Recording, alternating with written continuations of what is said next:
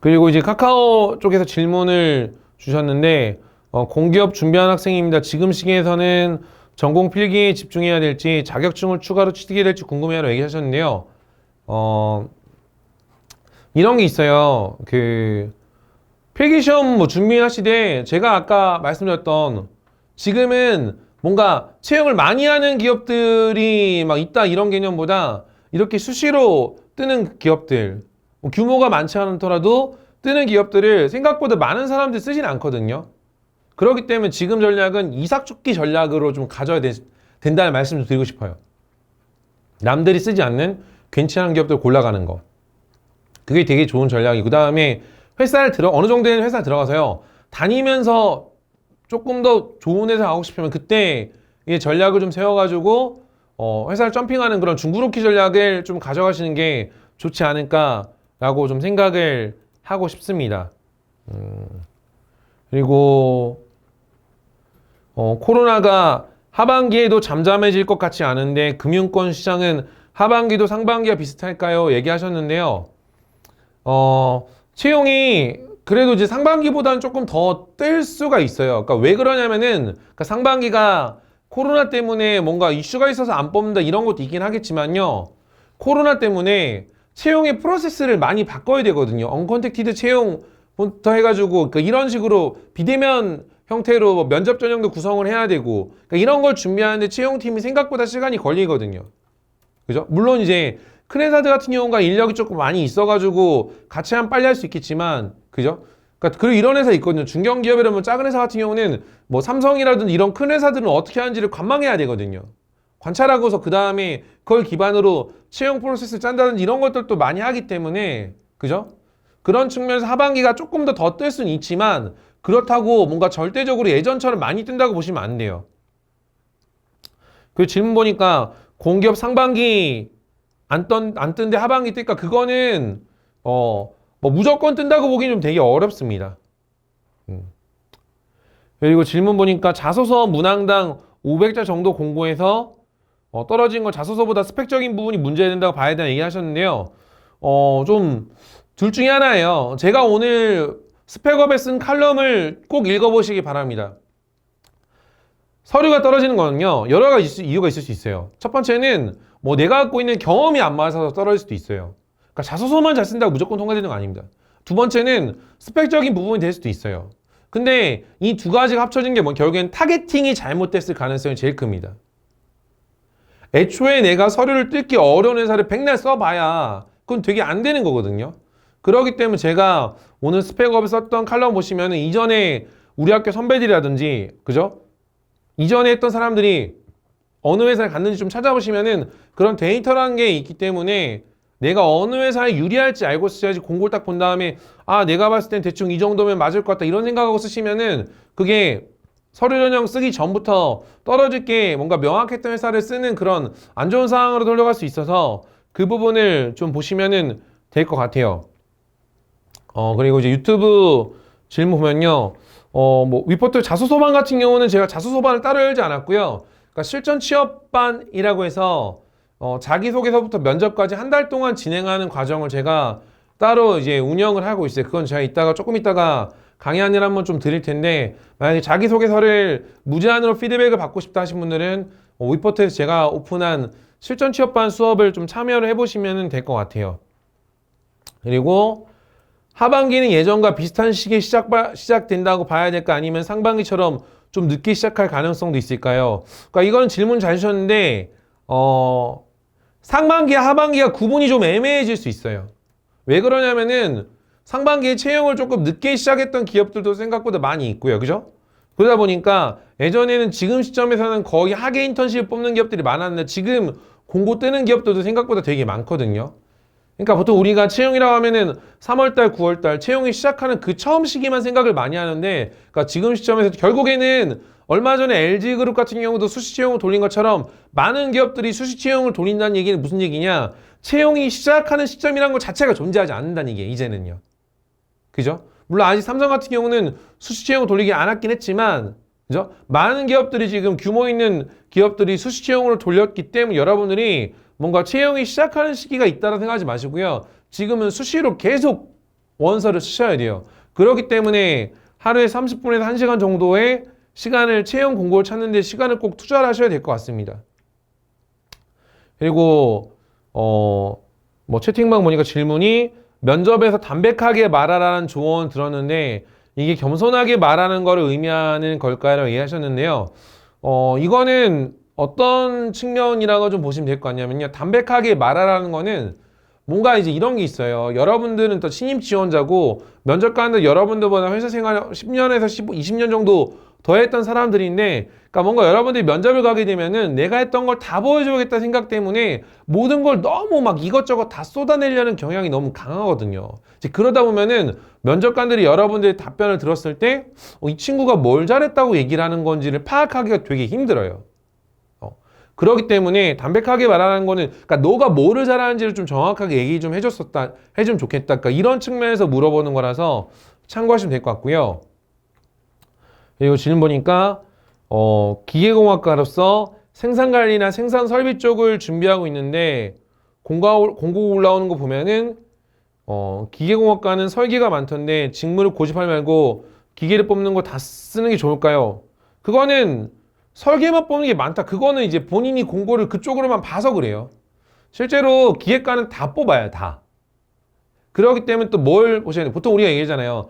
전기, 기계, 막 이런 거 다 뽑고, 전자전기 기계는 다 뽑거든요. 그러면은 뭘 좀 잡으시면 좋냐? 내가 주력 산업을 어떻게 잡는 게 좋겠다라는 생각을 하시면은 될 것 같아요. 아시겠죠? 그리고 보니까 뭐 연대 지원하려고 하는데 종교관 쓰는 게 있는데 뭐 자기 생각 쓰면 될까요? 보통 이게 그 미션 스쿨 회사들이 있어요. 뭐 학교들이 있어요. 뭐 연대도 그렇고 뭐 숭실대도 그렇고 이런 거에 대해서 뭐 그냥 생각을 쓰시면 되는 것 같고요. 그리고 보니까 B2B 영업에서 영업 경험이 안 맞다고 계속 피드백을 받는데 직접적인 경험은 없어서 비즈니스적인 소재가 아니더라도 상대방을 설득한 경험으로 준비 중인데 영업적인 직무에서 안 맞는 것 같아 얘기하셨는데요. 뭘 좀 보셔야 되냐? 잘 보세요. 기본적으로 이제 B2B라는 거는요, 회사 대 회사의 얘기거든요.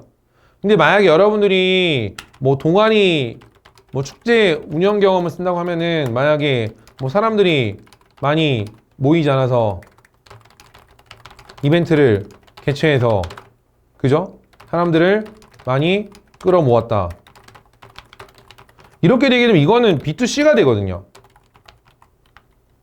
B2B라는 거는 담당하는 고객사의 니즈를 파악해서 뭐 해야 되는 거기 때문에 결국에는 뭐가 나와야 되냐? 뭐 기관이나 단체를 대상으로 협상했다든지 뭐 제안했던 이런 게 나와야 되는 거, 만약에 이런 거죠.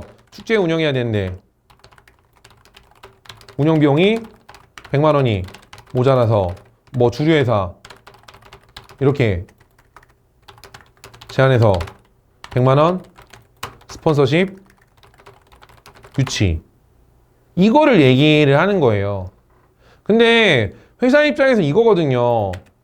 경험이 없다가 아니라 충분히 내가 했던 경험에서 이런 포인트를 찾아보면 있는데 그냥 이거를 복부대 가서 붙여놓은 게 뻔히 보이니까 회사 입장에서는 그게 기분이 나쁜 거예요. 묻지마 지원자로 보이니까.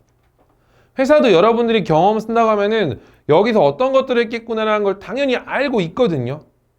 그리고 이런 부분들도 충분히 있다는 걸 알거든요. 근데 B2B, B2C 예를 들면 생각해보세요. 만약에 아까 제가 말씀드렸던 만호철강 같은 회사에서, 그죠? 뭐 이런 걸 하게 되면은 면접관도 얘기해요. 이거 B2C 쪽이 조금 더 맞는 것 같은데 그쪽 지원하면 되지 않냐? 그럼 여러분도 면접 때 설득 나가죠. 아, 그러네요. 그죠? 그렇기 때문에 경험이 없는 게 아니라 경험 내에서 B2B적인 요소를 꺼내서, 그죠?